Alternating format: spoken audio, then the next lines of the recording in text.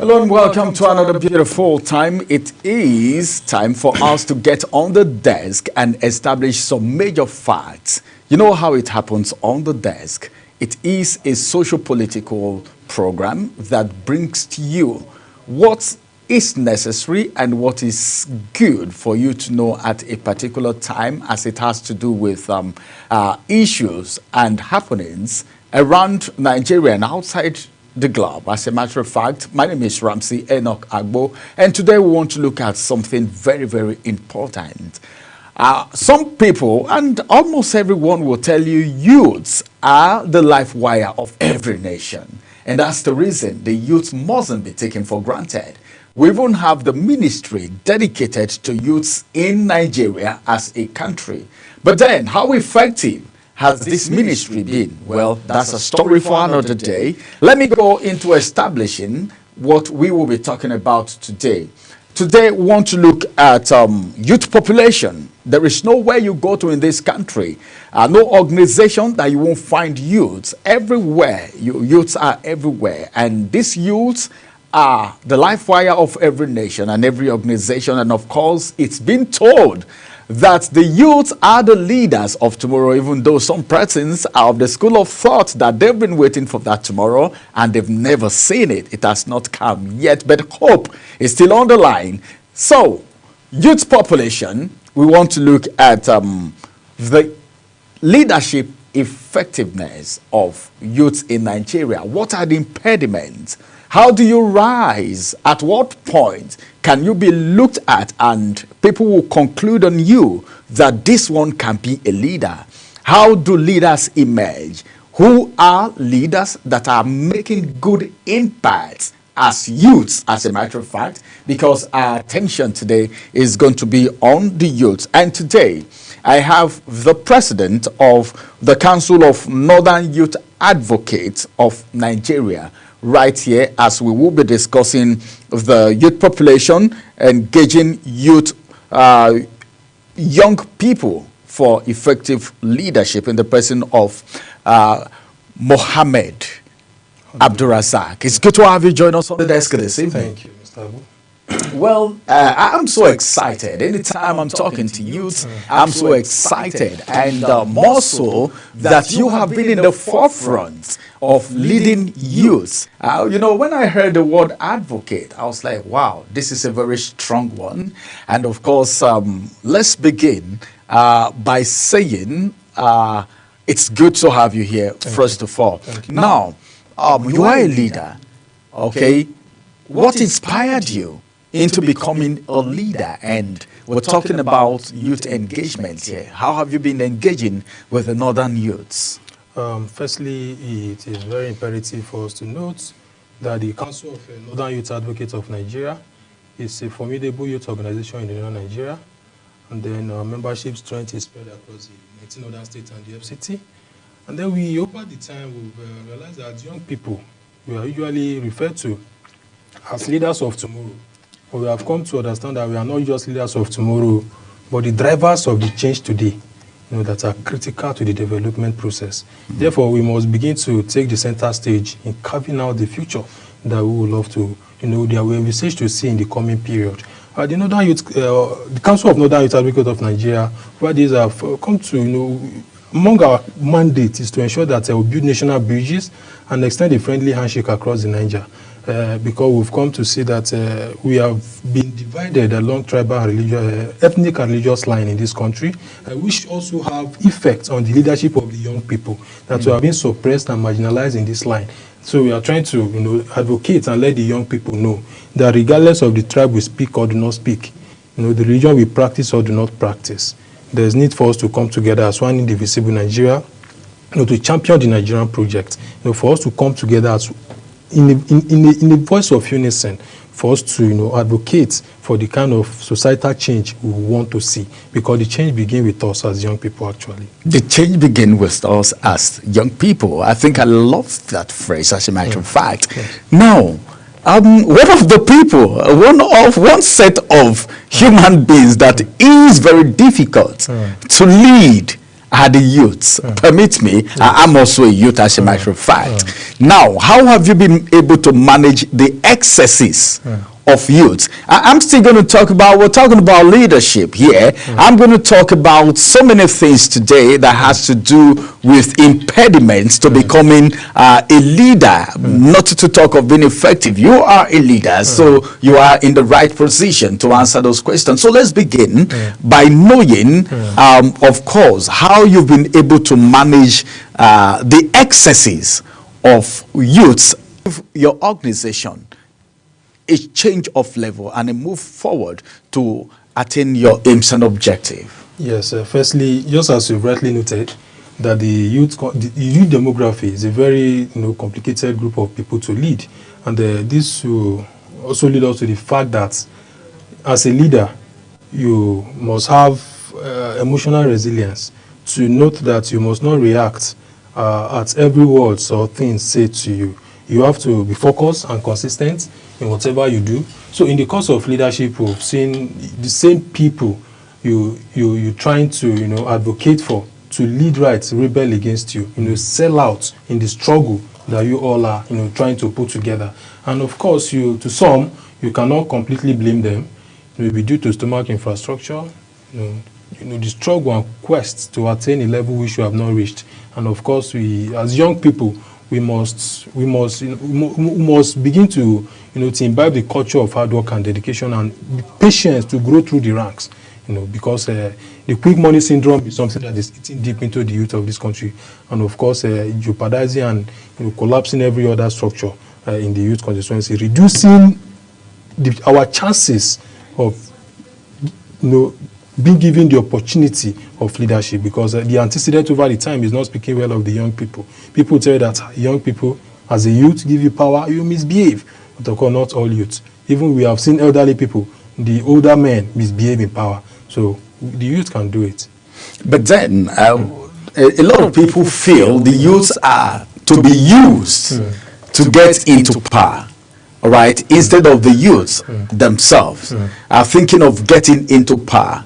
What inspired you? Because there are so many youths today, like you talked about stomach infrastructure, as the case may be, that is poverty. Some persons will tell you poverty is being weaponized in this part of the world, and people take advantage of that situation to mislead or use the youths. Now, what do you think are the indices, all right, that should be a propelling force that should at least motivate youths to take positions, political positions? Let me tell you something. From my own belief, you need to start from somewhere. Like you are now, for instance, you are leading youths, which is a major fulcrum of the society. So anyone can beat his chest anytime now to say, all right, Mohammed Abdul Razak can occupy this political position. You can be called upon.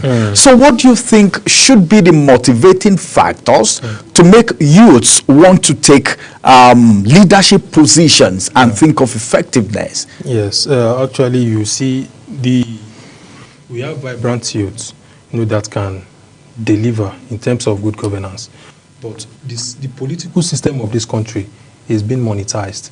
And if we continue on this trajectory, it will be difficult for young people to attain political office. Take, for instance, you have the party tickets to run for an election, maybe 5 million, 10 million, depends on the political party. We've seen a presidential ticket election being sold for 100 million naira. So tell me, how long will an average youth work to save such money before going into politics? It will be difficult, because for youths, who graduated from the university at 20, 22, then now wanting to contest election at 30 or 35. So does that mean, how can you save 100 million naira if you are not being involved in looting or corruption?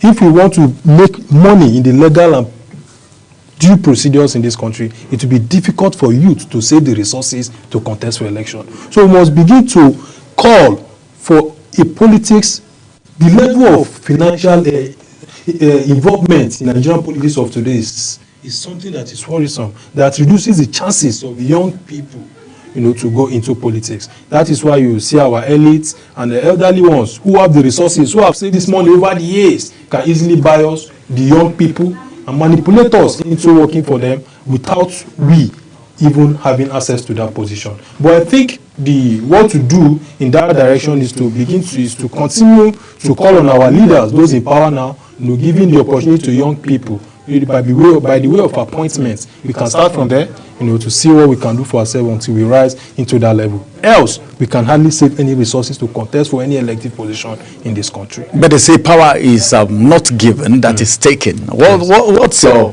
perspective of that power statement? Is not given, but taken.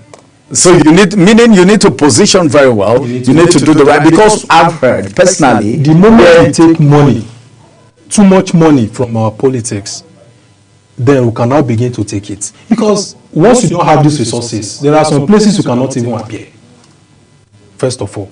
And it has been bastardized to the extent that the people listen to the man with the resources, regardless of what he can offer or what he cannot offer. He has the resources, and that is where people are killed. We have seen it over the years. And it is not a path that we are proud of as young people. We must not continue on that trajectory. We've seen elderly people describing the youth as people that don't have direction or focus. If they say the resources is here, they all gather there. The moment it leaves here and go there, they all gather there. So the stomach infrastructure is highly responsible for this. The youth must be self-sufficient for themselves, so that when you have enough, somebody cannot buy your conscience with what you have. Oh, all right. So what do you think should be done, all right, to stop all of this? Can this be achievable? Because whether you like it or not, these tickets will be sold, all right? But then, do you think grassroots mobilization will have anything to do with fronting youths? Because I've heard of some young people who will tell you, well, I started from the ward level, my people said it must be me. We've had situations where you hear, if it is not this person, nobody else. And at the end of the day, the person emerged. I've had someone on my program here who said he had the same experience. In fact, they fought him, like you said. But then at the end of the day, the people still insisted and said, well, if he can't go up there, he will be our leader here, because they believe in the person. So what do you think of such scenario? Is it a possibility? Yes, it is a possibility. But what we are saying is that the possibility now is that you need a platform, which is a political party. No matter how celebrated or accepted you are by your people, you need a platform. And the best you can do is, and everyone wants a popular platform. Okay? You want a popular platform to increase your chances of winning an election. It's not about contesting, your chances of winning, so that you not end up investing into what is not realistic.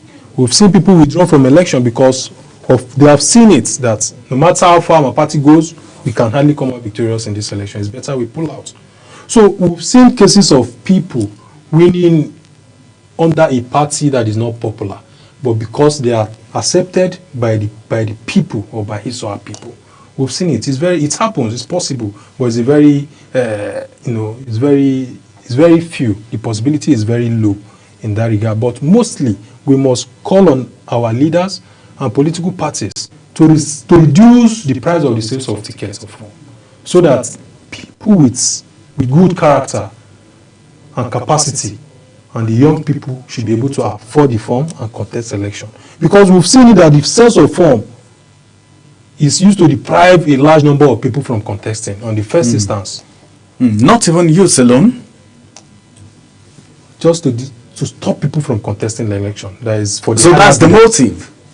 So how will young people, are you sure that's the motive? 35, 40, raise such money to contest election? And it does not end there. And again, at the grassroots level, your people may celebrate you, accept you, but the elites, if you are not backed by the elites, you cannot still fly. Wow, so those are the things that hinder. The elite factor is still there. That is why you see people say, oh, this social person is loved by his people, but he may be a threat to an elite. He will not fly. So these are political factors anyway. But basically, we are trying to say that they must reduce the cost of running for an election in Nigeria, so that the young people should be able to afford it and contest genuinely. By then, we can have representation that shows the interests of the people and the working masses. All right, let's get to sound mind. We're talking about leadership now, but no one will see a drug addict and say, come and be our leader. Okay, no matter how, even if you have the backing of the elite, all right, and you're not sound, you're not good enough, you don't stand a chance. So one of the foremost thing is even you being sound.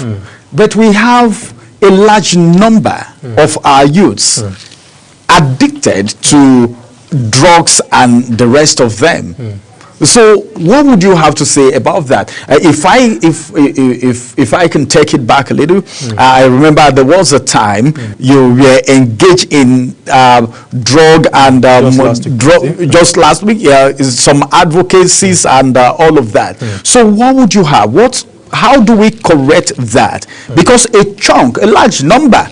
There was a video making round where some youths, in fact, I don't want to call it, I'm live on air, at least about more than how many countries are watching me right now. I wouldn't say some things, but some Nigerian youths were caught, very young children, I can't even call them children, and what they were using as drugs, it will amaze you. How did they even know that this thing can get them high?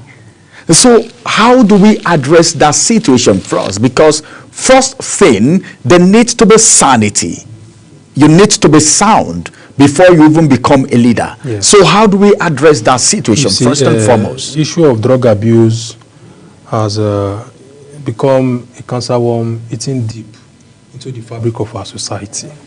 The youths, they say that no nation grew above the capacity of its youths or her youths.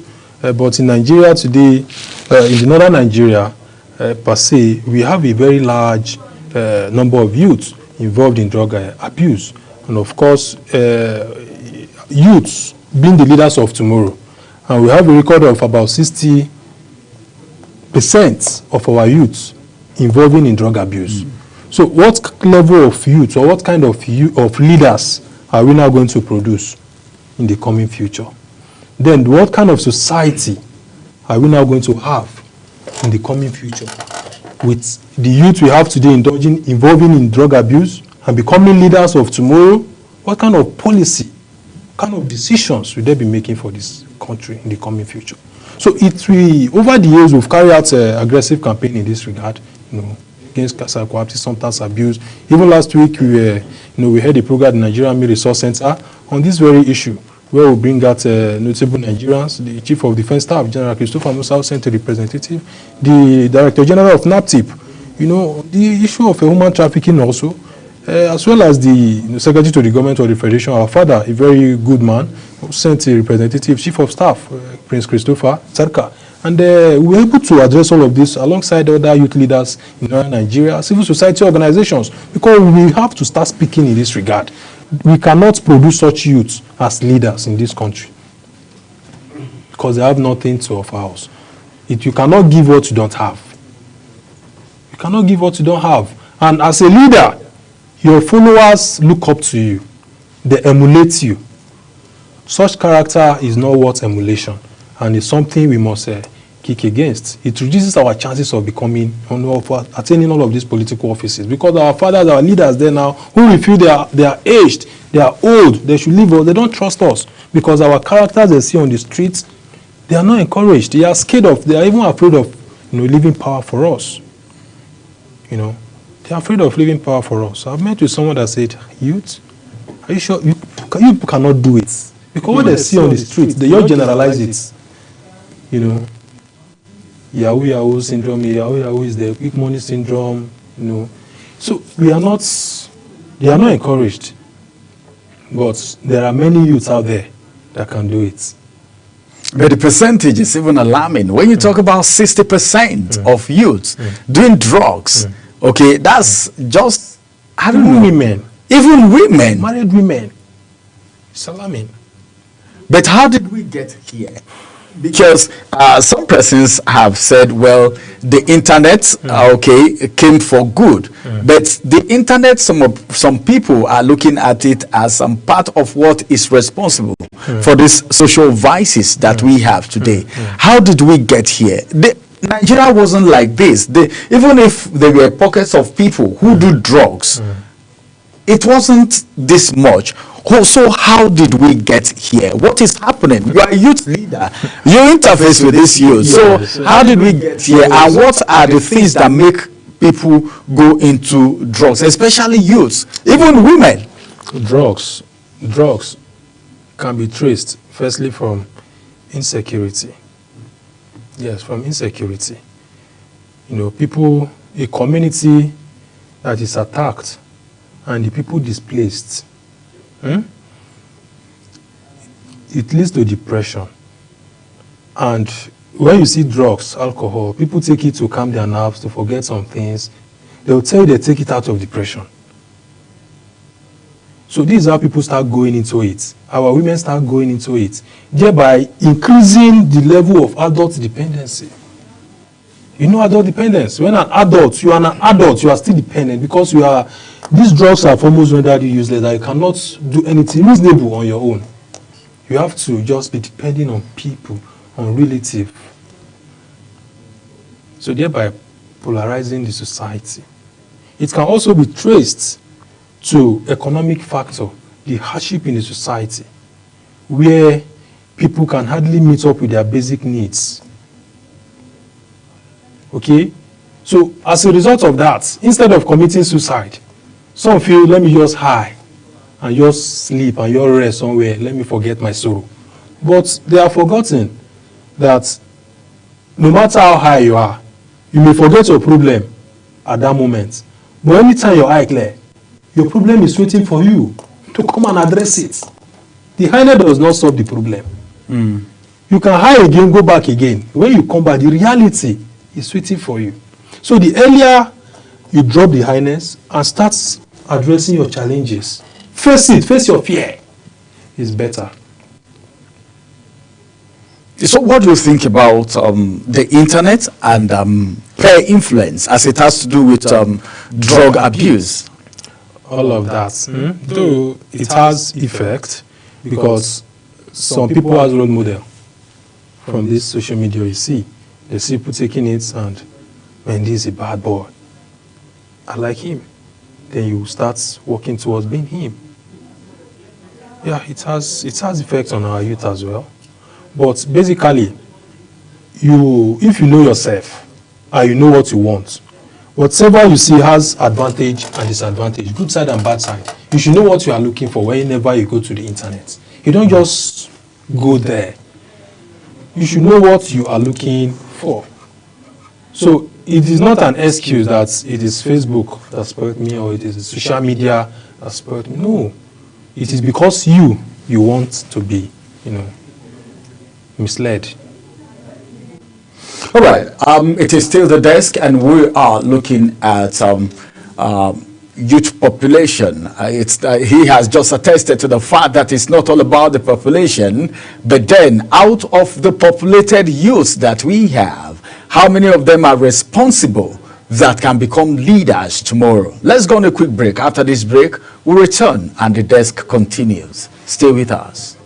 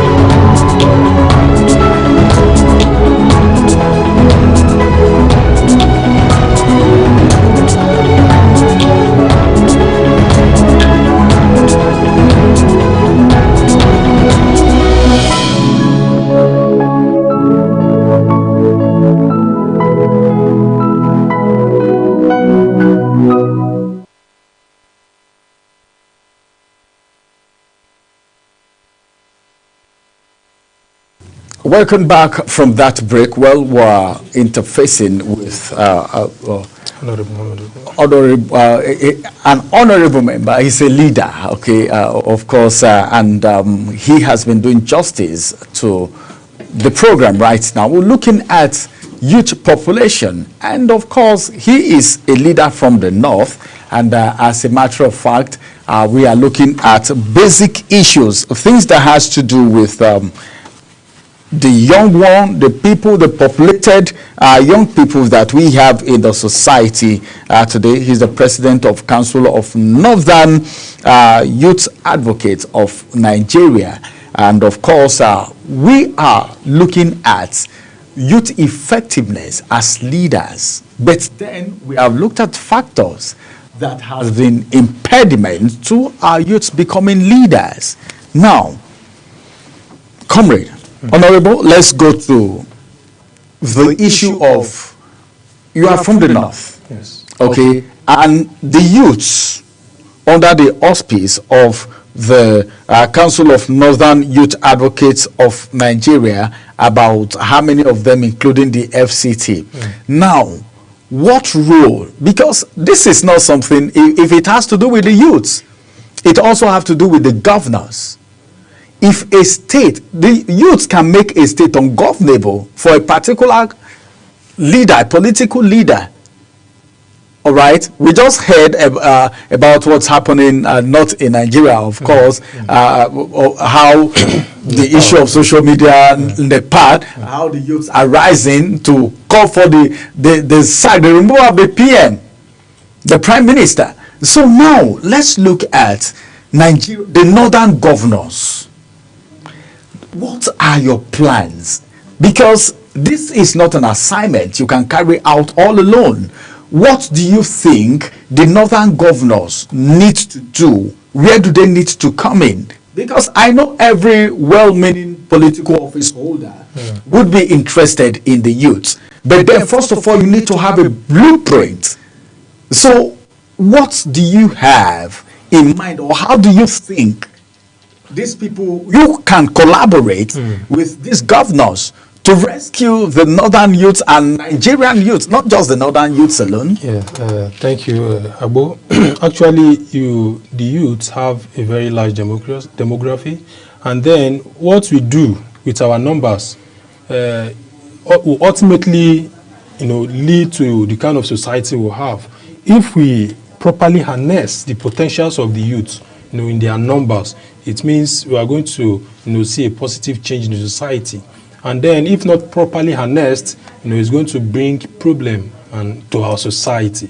And then, in our own way, we've, over the years, seen how the northern youth is and the challenges we are facing, security, the number of out-of-school children. Over the years, we've called for budgetary increase, the increase in the budgetary allocation to education, minimally at least to the UNESCO benchmark of 15 to 21%, to ensure that we have the number of out-of-school children in Nigeria is reduced, because it's a sitting time bomb, like we are sitting on the gunpowder, with a lighter in our arms. Because all of these children you see out of on the streets, roaming around, they will not let others, to sleep and to rest if they are not catered for. So we have prepared a document, a blueprint to be submitted to our governors across the 19 other states, including the FCT. On the area of, we are working on a youth entrepreneurship center to be built in each state in the northern Nigeria, a youth entrepreneurship center. This center will be there, well equipped, to train the youth in a skill that we want to, to be involved in, maybe shoemaking, paint making, computer craft and all of that. By so doing, we should be able to have youth that are well empowered, entrepreneurially, to do things and, to raise money for themselves. Because we've discovered that there's no white collar job anywhere anymore. Because we've seen our former president has actually said that there's no job anywhere. So which means we must begin to think outside the box. Now, what can we do for our country rather than waiting for what our country can do for us? So by creating that entrepreneurship center in every state of northern Nigeria, there will be training and retraining of youths, and returning them back to society to see what they can do for them, for the society. By doing so, it will also increase the the economic value of the state, because they are going to be active members of, contributing directly to the economy. Also, we've also look into the area of agriculture to see how the governors can invest in agriculture by the way of contract farming. We have youth that are ready to to go into farming, but the support and the startup is not really there. So no matter how just little, empower them, give them duration to see what they can return from what has the empowerment has been given to them. And if it is done well, by next year it can be multiplied. By so doing, we should be able to have a food sufficiency in northern Nigeria, in Nigeria by extension, where we can even be moving it around. So this is what we have actually done to see how we can reduce the restiveness in the northern Nigeria. Yes. The restiveness is something that is actually worrisome. Now, this is, it sounds very good to me. It sounds very good to me, but most of the time, the people in political offices, all right, some of them don't even care, because there is this belief, all right, that the youths are being used by these politicians. So they don't want them to get engaged productively. What do you think of that? And how do you think the youths can be cleaned up, conscientized, and make them believe? All right. And so that drives us to your orientation. What is your level of orientation? How do you meet? How do you conscientize these youths and all of that as you are speaking to the governors? Because even if the governors may be ready to do all of this, but when you build it and it is not properly used by people for whom it is being built, it becomes a waste of resources. So what is your level of orientation, and how do you feel the youth will respond to this proposal, as the case may be? Yes, before coming up with this, firstly, in the coming period, the leaders will begin to build confidence in the youth. It will depend on what we can offer and what we have offered. Just by this, I'm telling you right now, in the coming period, if we can have a state done, 2-3 states done effectively, and others are seeing how it is yielding results in the society, of course it will now be on record that this is what the youths have done for themselves. This is what they have done for themselves. By so doing, we should be able to use that as a reference point that yes, the youth can actually do it. However, we have, before coming up with this at this level, we have reached out to various youth community organizations across the northern Nigeria, and of course they are very keen and all is set if we have the support. All right, that's well spoken. We're talking about the society now, because the population is growing every day. We're talking, and some persons were of the opinion that graduates, the universities are chunking out graduates every year. Youths are growing every year. Unemployment is increasing every day. There are people on the street, and politicians are preparing for 2027 election. And as I speak right now, some persons are being positioned. Some persons are forming associations, organizations, in support of politicians. Because in Nigeria, there is this school of thought that if you want to talk about ballot snatching, it is the youths. If you want to talk about vote buying, it is the youths. If you want to talk about elections not being free and fair, the people being used are the youths. So now, apart from, we know that some people are hungry, and that's the reason they are being used, all right, for such purposes. But then, what do you think, okay, the youths now, how do you think they can get the awareness and get out of all of these vices? Is it a possibility? If it is a possibility, tell us why. I'm asking you these questions because you are a leader. Some youth can walk up to you and say, 2027 is coming. What are you doing? How many youths are you mobilizing for us? For the wrong reasons. So, like I stated earlier, that we are very passionate about building national bridges, and extending a friendly handshake across Nigeria. we are a believer of the fact that we all must not be a Muslim, neither must we all be a Christian. When you talk of vote buying or electoral malpractices or ballot box snatching, it can be traced to a divide and rule, which you can either trace it to the division along ethnic line, because some people do that with conviction. Sometimes not even the money you give to them, with conviction that no, this cannot be like this. But the advocacy now is that leave tribe, leave religion. We are first created as human. You don't have control over your tribe.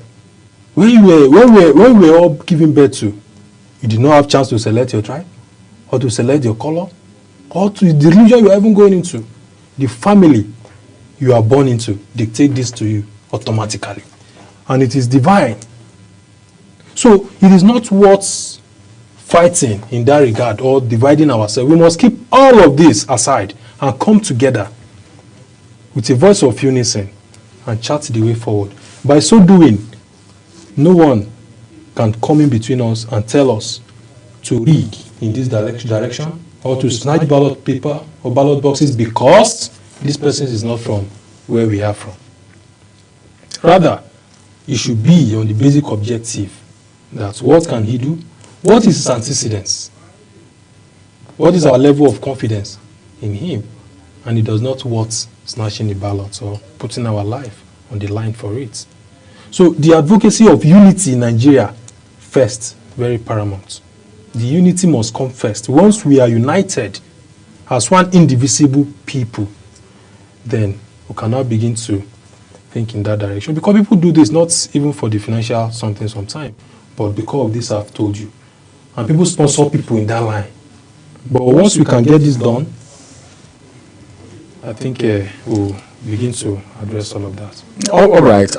Let's get into you. I know from majority of the things you're saying, you are particular about the North. Now, let's talk about Nigeria now as a whole, because Nigerian youths are everywhere, everywhere.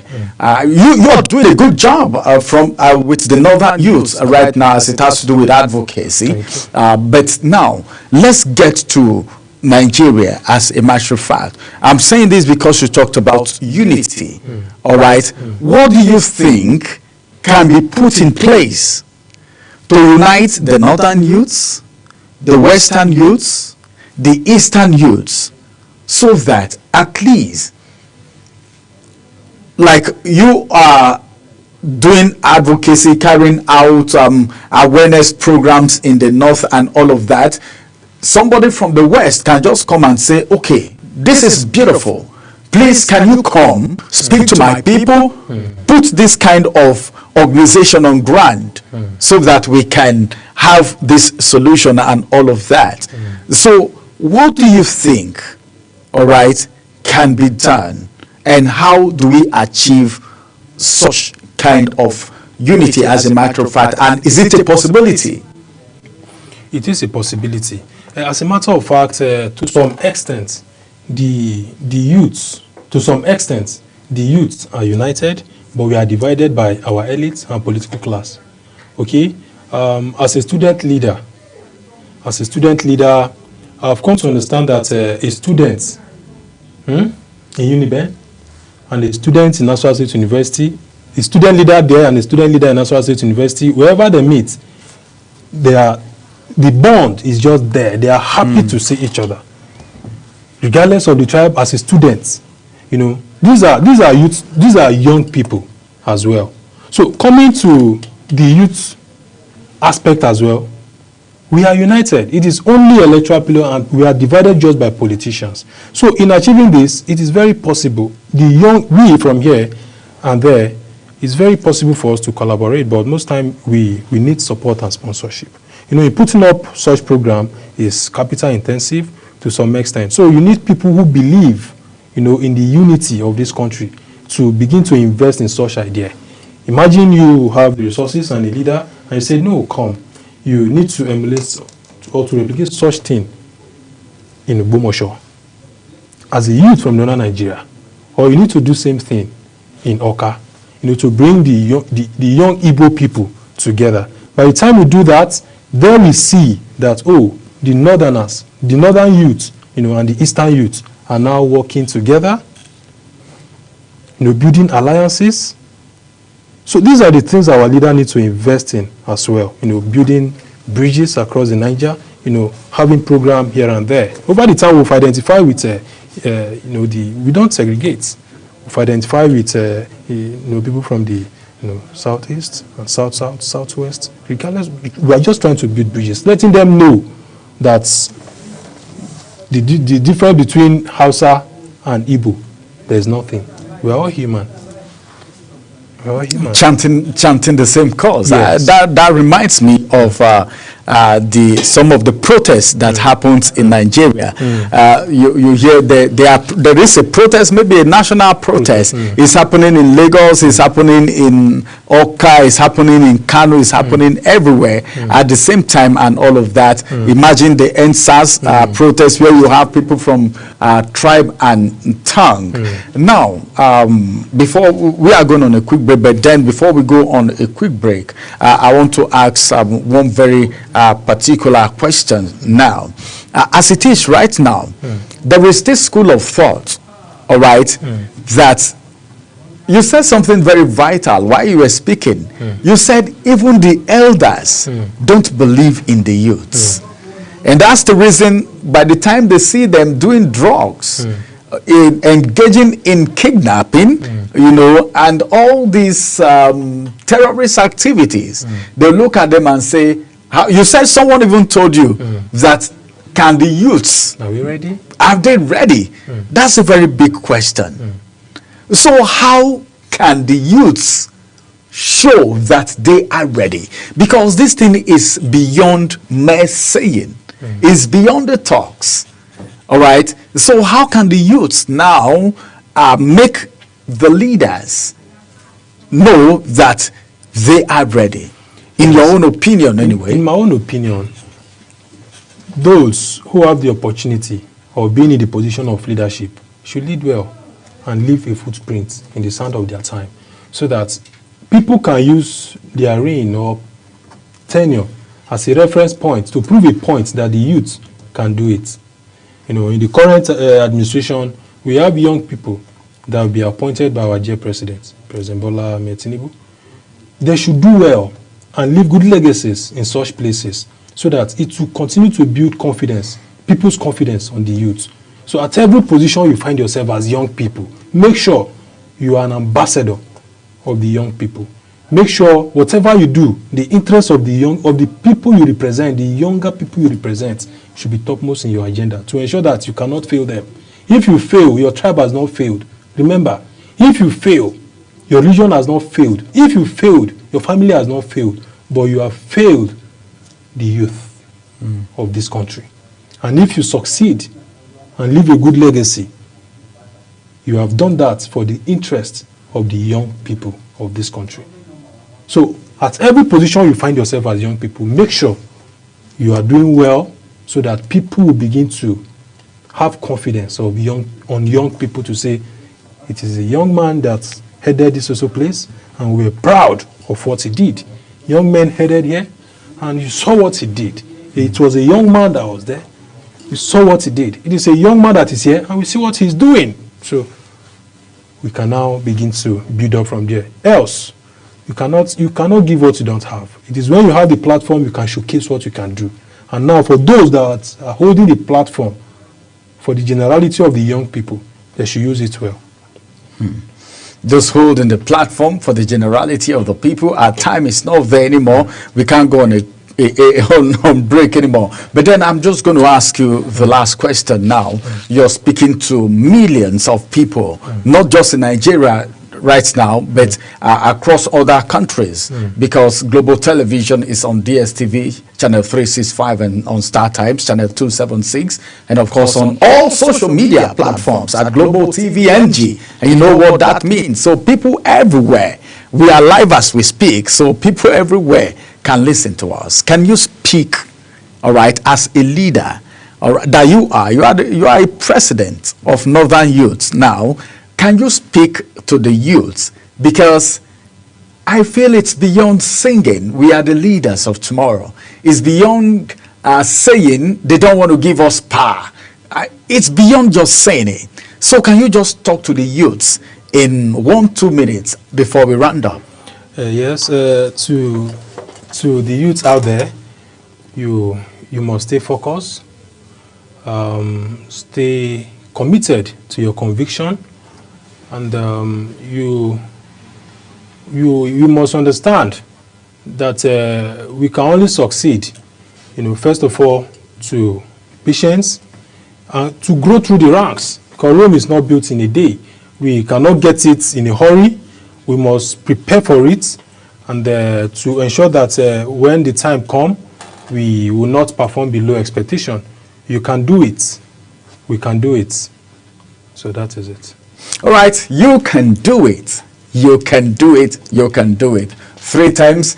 Many thanks for joining us this evening or on the program. It's been a very wonderful time. That's the voice of the President, Council of Nigerian Northern Nigerian Youth Advocates of Nigeria, and of course in the person of Honorable Mohammed Abdulrazak. It's good to have you join us on the program. Thank you, Mr. This evening. Thank well, you, that's going to be the size of the desk this evening. If you are a youth and you have listened to this conversation today, this is beyond just a program. This is enlightening and this is awakening. It's a wake-up call for all Nigerian youths and youths everywhere around the world. Take advantage of the positive things you have at your disposal and make a mark, make an impact that will stand the test of time. Power, they said, is not been given, but it's been taken, and your antecedents can actually make a way for you. And that is where we are right now. So, as youths, we are looking forward to an effective leadership, like my guest said today. Anywhere you find yourself, any position of leadership, wherever you find yourself, whether you are a leader or not, you should be an ambassador of the youth, representing the youth positively, making impact and making sense on time. Many thanks for joining us on the desk this evening. My name is Ramsey Enoch Agbo. Bye-bye for now and have a beautiful evening ahead of you.